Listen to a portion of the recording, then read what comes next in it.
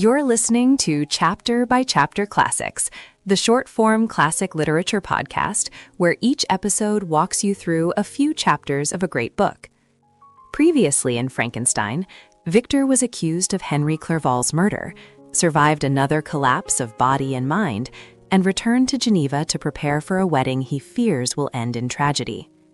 We're nearing the end of Frankenstein, in both the 1818 and 1831 editions. Today we're in chapters 23 and 24, which cover Victor and Elizabeth's wedding, the creature's final attack on Victor's happiness, and the long, grim pursuit that leads back to the Arctic frame of Walton's letters. The main sequence of events is the same in both versions, though the 1831 text sometimes heightens Victor's sense of being driven by fate and intensifies the creature's language of revenge. We'll highlight those differences briefly as we walk through the ending. Okay, so let's unpack this. We are diving into the final harrowing chapters of Frankenstein. Chapters 23 and 24. Right. And this is really the moment where the bill comes due. The sheer, just brutal weight of Victor's ambition and his failures. It all hits with this devastating finality. It really is the closing act of Victor's personal tragedy.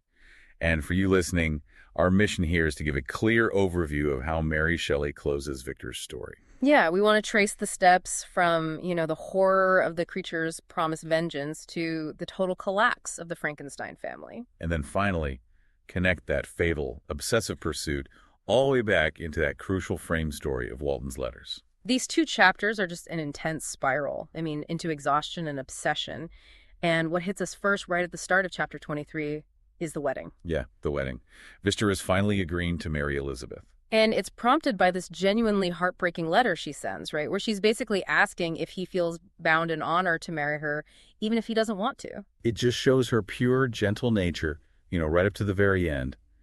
Victor, of course, he assures his father he loves her, and he fixes the wedding date for 10 days later. But that moment of hope, it's immediately just infected. It's poisoned by the creature's threat. I will be with you on your wedding night. Now this right here, this is where we see the ultimate expression of Victor's fatal flaw. Oh, completely. He hears that threat and he interprets it, and he tells us this explicitly, as a promise of his own death. His own death. He is so utterly self-centered, so narcissistic, that he cannot even conceive of the creature wanting to destroy anything other than him. Exactly. He sees himself as the absolute center of the creature's malice. He thinks he's the target, that his death will satisfy and extinguish the fiend's rage. This psychological blindness, this assumption that he must be the one to die, is what allows the entire tragedy to unfold. He's preparing for a duel when he should have been preparing to defend Elizabeth. I wonder if we're even being too generous calling it a blindness. It feels almost like willful disregard at this point. He keeps his fears hidden, putting on this appearance of hilarity. Right, which totally deceives his father. But not Elizabeth. Shelley makes a point of noting that his fear doesn't escape the ever-watchful and nicer eye of Elizabeth. She sees it. She sees the anxiety, the desperation he's trying to cloak with joy. The person he's supposed to be protecting is the only one who truly sees his terror. And he never tells her. He never confides in her. So he spends the wedding night in the inn, pistol concealed, pacing the halls. Constantly inspecting corners. He's ready to sell my life dearly. He's mentally preparing for the moment the creature lunges at him. He is guarding his own life while standing just outside the door of Elizabeth's room. The irony is just excruciating. He thinks he's the brave warrior standing watch, but he is completely missing the entire point of the creature's revenge. Yeah, the creature doesn't want to kill Victor quickly. No. He wants Victor to live long enough to suffer the absolute desolation of losing every single person he cares about. And then the silence is just shattered. We get that gut punch description, a shrill and dreadful scream. And Victor knows. He realizes the full truth in an instant as he rushes into the room. He finds Elizabeth, lifeless and inanimate, thrown across the bed. It's the ultimate confirmation of the creature's design. And that detail, the murderous mark of the fiend's grasp on her neck, it echoes the brutality of what happened to William. Right. It's the same method. But the creature doesn't just kill her and leave. No, he has to confirm the victory in the most agonizing way possible. Victor looks up and sees the creature at the open window, pointing towards the corpse of my wife. That moment of theatrical cruelty is one of the most powerful images in the whole book, isn't it? It's a calculated act. The creature is visually saying, "This is your doing. I'm here because you created me and then abandoned me, and now I've taken your last chance at happiness. And Victor tries to shoot him, but the fiend just vanishes, leaving him with nothing. Nothing but the corpse of his new wife and the realization of his folly. It's the point where the creature wins the moral and psychological argument. Victor's failure is absolute. But the devastation, it doesn't stop there. No, it accelerates the shock, the ruin. It triggers this swift collapse of the entire Frankenstein world. Victor is returned to Geneva, where his father and brother still live. But that brief return to what's left of his family is immediately crushed by the weight of the news. Victor tells his father the story, and his father, who's already endured so much, William's death, Justine's execution, Clerval's murder. He just can't absorb another tragedy. He's sunk under the tidings. And this is where we find that fascinating contrast between the two published versions. Oh, yeah. In the 1818 edition, it's almost clinical. The father has an apoplectic fit and dies in a few days. But the later 1831 version is so much more emotionally resonant. It says the springs of existence suddenly gave way. That slight change is profound, isn't it? It removes the sort of physical diagnosis and emphasizes this complete mental and emotional collapse. It's the final straw. It's the cumulative psychological toll. All the horrors Victor unleashed finally break the patriarch of the family. And he dies in Victor's arms, which just emphasizes that the chain of destruction is now complete. Victor is desolate. He says with this haunting simplicity that one by one, my friends were snatched away. I was left desolate. He is successfully ensured that his creation achieved its goal, the utter ruin of the creator's human connections. So with his life in Geneva now just reduced to ash, Victor is thrust into chapter 24, where his entire existence narrows down to one singular consuming purpose. Right. And he tries to use the system first, which is almost laughable. He appeals to the Genevan magistrate. And he tries to relate this entire unbelievable history, seeking official help to seize this monster. Can you just imagine that scene? Victor, haggard, deranged with grief, telling a man of law about a being made from graveyard parts. And the magistrate, understandably, he responds with kindness, but total skepticism. He suggests the story sounds like the effects of delirium. He says seizing the monster will be impracticable. Society just has no mechanism to deal with this. Especially not when the account comes from a man who looks and sounds completely insane. And this dismissal is the turning point. It frees Victor from any societal obligation. He rejects disappointment and declares that revenge is the devouring and only passion of my soul. He devotes himself, either in my life or death, to the creature's destruction. The quest isn't about justice anymore. No, it's an all-consuming religion. And so the pursuit begins, taking him across different countries. Yeah. And what's so fascinating here is the dynamic between them. It's this pathological codependence. The creature acts as a sort of macabre guide, leaving clues, mocking his creator, just keeping Victor close enough to maintain that rage. It's a mechanism for both of them to survive. The creature needs Victor to witness his misery, and Victor needs the creature as the sole, external focus for his life. Vengeance becomes a substitute for sanity. He even describes it as a task enjoined by heaven, becoming a mechanical impulse. He's a machine driven by hate. But what's really remarkable is the contrast with his brief respites.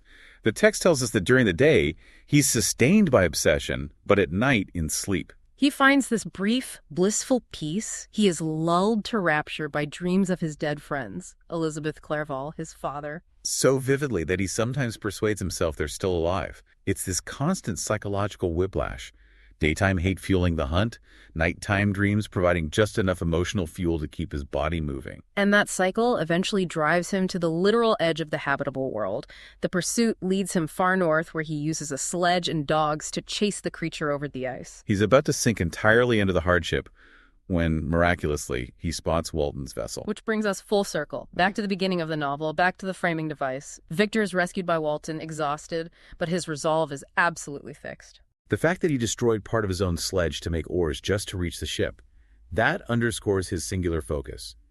He's rescued, but his vigor is exhausted. And Walton records Victor's declining health in his letters.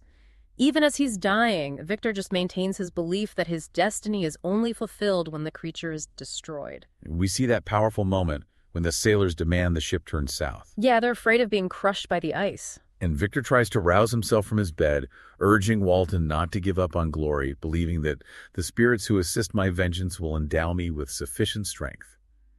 He falls back and faints immediately after. It shows how thoroughly vengeance has just consumed his last reserves of life. He wants Walton to inherit his destructive ambition. Victor dies shortly after that.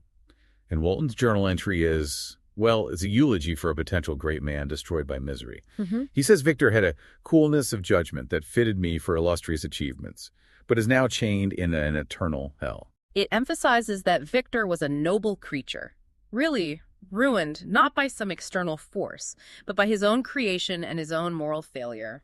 And this leads us to the final, necessary closing moment. The creature appears over Victor's lifeless body in Walton's cabin. And you have to ask, why appear now? Because his entire purpose, the source of his pain and his motivation for revenge, is gone. He confesses his profound remorse to Walton, calling Victor generous and self-devoted, realizing too late that he destroyed his creator by destroying everything Victor loved. And he emphasizes his utter solitude, making that famous comparison. He contrasts himself with the fallen angel, Satan, who, despite his fall, still had friends and associates. But the creature declares, "I am quite alone." This connects directly back to Paradise Lost, doesn't it? His condition is even worse than true biblical evil, because Satan at least had a community of suffering. The creature has nobody. So his final plan is an act of ultimate control and closure. He announces his intention to quit the vessel on his ice raft and seek the most northern extremity of the globe, Where he will build a funeral pile. His final act is self-immolation. He will consume to ashes this miserable frame, ensuring his remains afford no light to any curious and unhallowed wretch who would create such another as I have been. It's an anti-creation act. He is ensuring that the cycle of destruction stops with him. Death, he says, is his only remaining consolation. And with that, the creature leaps from the cabin window and vanishes into the darkness. The tragedy is complete. Creator and created, both reduced to ruin by the same sequence of events, and both disappearing into the desolate north. So when we look at the narrative full circle, what does it all mean? Shelley began the novel with Walton's ambition for glory in the North Pole, and she ends it with Victor's obsessive death chase terminating in that same region.